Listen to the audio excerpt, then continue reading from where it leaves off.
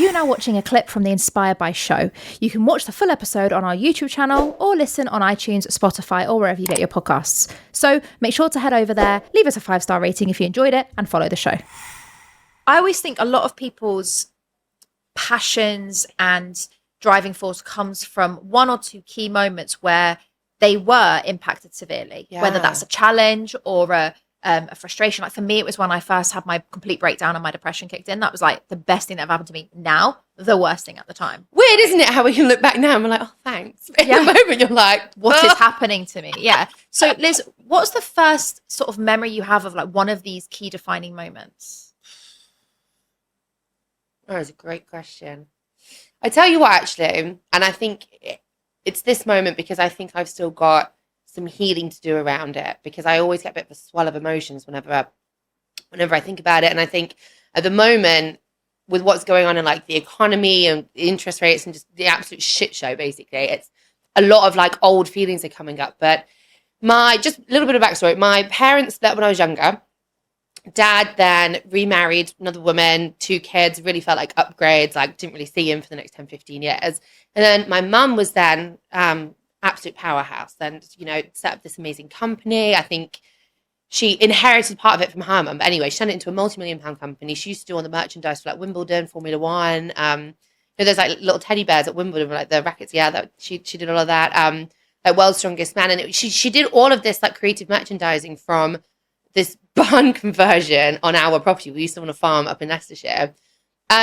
And then she just had a string of really bad things happen to her because she was a single mom, 2 kids, like, in the noughties, like mental health wasn't talked about at all, was it? Like her family weren't hugely supportive either. I think, she got her heart really badly broken a few times as well, and pick herself up, no time to heal. And we understand what that's like, and then that's when it pushes you to the edge. And I think if you don't have a support system, you just fall right off, don't you? So what then happened in the early noughties is she slowly started to get sicker, both physically and mentally. She got diagnosed with fibromyalgia. She's got undiagnosed mental health problems now as well, which is really tough. But I think the defining moment for me was in 2010. Our house got repossessed and me and my mum got evicted. And what's strange about that whole string of events was I turned 18 the October of 2010. And I had 300 people on our property. At this point, I was still quite, rich little kid. I had extensions, acrylics, the whole shebang. I was wearing a Vivienne Westwood dress. Like, it was great. It was very like Project X, skin style, but the posh version sort of thing. And then a month later, all the money had gone. I didn't realize this because my mum was trying to hide it from me. My brother was living in Ireland. It was just me and my mum at this point. There was nobody was there. Nobody was helping us. And she was gonna come with me somewhere one day. I was on my way to school. I was in 6th form, and she was like, "Listen, I've done everything I can, but we're getting evicted today." And I was like, "I'm sorry, what, like, can we go to the courts? Like, what can we do? Like, there's got to be something." And she was just so forlorn and so defeated. And she was like, "It's done. It's over." And it was so strange because I think it's a really difficult thing when somebody loses their mind instead of their life, because it's like they've gone internally completely, but externally they're still there. Like, they're physically walking around, but it's like the software needs to reset. Anyway, we had 24 hours to get everything out of the house. We had nowhere to go. We had no money. At this point, I was working like 2 jobs, and I was at 6th form because that was kind of like paying for a lot of the bills at that point.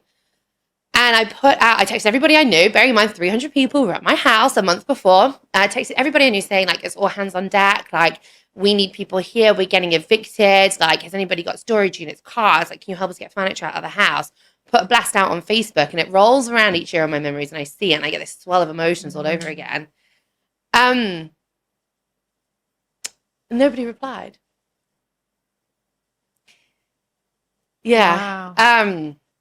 And I think one of my friends actually did, but she was in boarding school at the time. She was like, "I actually cannot get that." And I was like, "You know what? You're forgiven." Like, I can understand that circumstance. But the 2 guys that did show up, I will be forever grateful to. Forever grateful to. This guy called Matt and then Josh.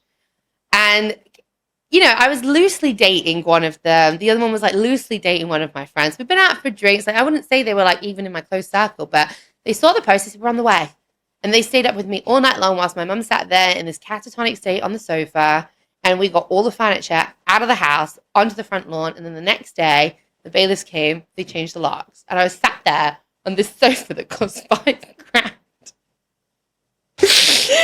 In Armani jeans and a Ralph Lauren shirt and fucking Ugg boots, like, what do we do now? And I walked into the job centre. I'll never forget this, because you just don't know. I was in this world of huge amounts of wealth, and it all came crashing down. It was overnight for me.